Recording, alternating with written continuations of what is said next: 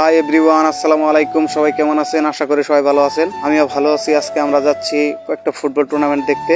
সাথে আছে ইয়াসিন, রাকিব, ছোট ভাই ব্রাদার। ওরা আমরা চিনে থাকবেন হয়তো। আমাদের এলাকার পাশে একটা খেলা অনুষ্ঠিত হচ্ছে, এটা হচ্ছে পাওয়াই বাজারে সেমিফাইনাল। খেলাটা কেমন হবে আসলে বুঝতে পারতেছি না, তবে মনে হয় ভালো হবে। তবে দেখা যাক কি হয়। আমাদের এলাকার রাস্তা খুবই খারাপ, হেঁটে হেঁটে যাচ্ছিলাম, আর এখানে কোনো গাড়ি পাওয়া যায় না। এই রাস্তায় যাচ্ছিলাম আর দেখলাম পাটের ক্ষেতটা দেখে আসলে মনে হইলো ডিপজলের কথা। আসলে কি বলবো। তারপর আমরা একটা গাড়ি নিলাম, গাড়ি নিয়ে গাড়িতে উঠলাম। রাস্তায় অনেক জ্যাম। বুঝতেই তো পারছেন গ্রাম অঞ্চলের খেলা কেমন হয়। ফুটবল খেলা দেখলে মানুষ উন্মাদ হয়ে যায়। আসলে ফুটবল প্রেমী গ্রামের লোকেরা। আর খুবই গরম আজকে। এত গরমের মধ্যে মানুষ খালি গায়েও খেলা দেখতে যাচ্ছে, দেখতেই পারছে। আর অনেক গাড়ি, সাধারণত এই জায়গায় এত গাড়ি থাকে না, আর এত মানুষও থাকে না। এই যে মোড়টা দেখতে পাচ্ছেন, এই মোড়ে আসলে এত মানুষ থাকে না সবসময়। আজকে এই খেলার উপলক্ষে অনেক মানুষ, অনেক গাড়ি, এত গাড়ি থাকে না কিন্তু। তারপর আমরা আস্তে আস্তে যাচ্ছি। যাওয়ার সময় আসলে আমরা গ্রামের মানুষ, আমরা ফুটবল খেলাটা খুব ভালোবাসি আর ফুটবল প্রেমী আমরা।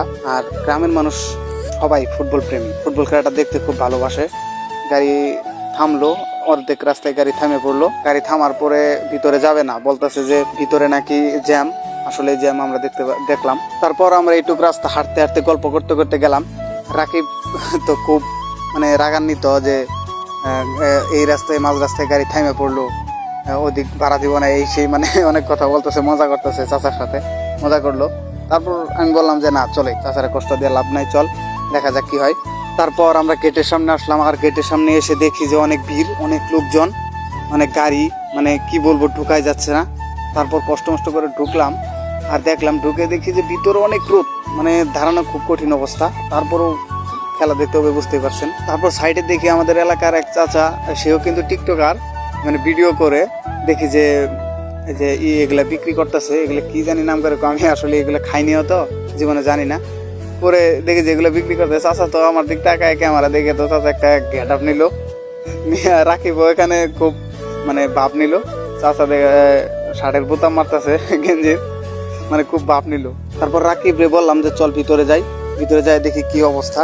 ভিতরে তো ঢুকতে পারতেছি না, দেখতে পাচ্ছেন এত লোক, কি বলবো। আর খেলা শুরু হয়নি এখনো, খেলা আধা ঘন্টা বাকি আছে, 30 মিনিট বাকি আছে, কিন্তু লোকের অভাব নাই, এত পরিমাণে লোক হয়েছে।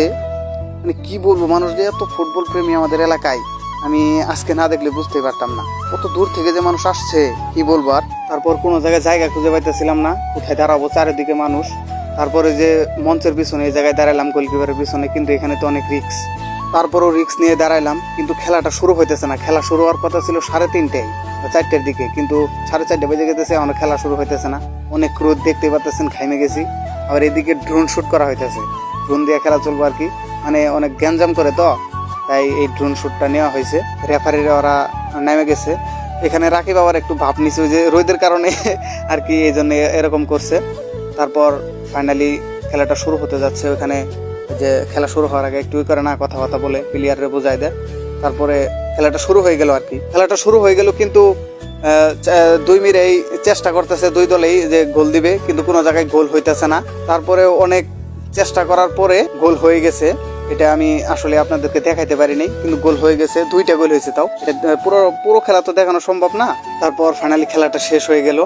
শেষ হয়ে যাওয়ার পরে আমরা আস্তে আস্তে বের হয়ে যাচ্ছিলাম, কিন্তু বের হইতে পারতেছিলাম না, অনেক ভিড়ের কারণে আমরা বের হইতে পারতেছিলাম না। আরেকটা কথা, আমাদের দুলাভাই ছিল পাশে, তারে দেখাইতে পারিনি, কিন্তু আমরা চলে আসছি আজকে। এ পর্যন্তই। আপনারা ভালো থাকবেন, সুস্থ থাকবেন, দেখা হবে নেক্সট কোনো ভিডিওতে। আল্লাহ হাফেজ।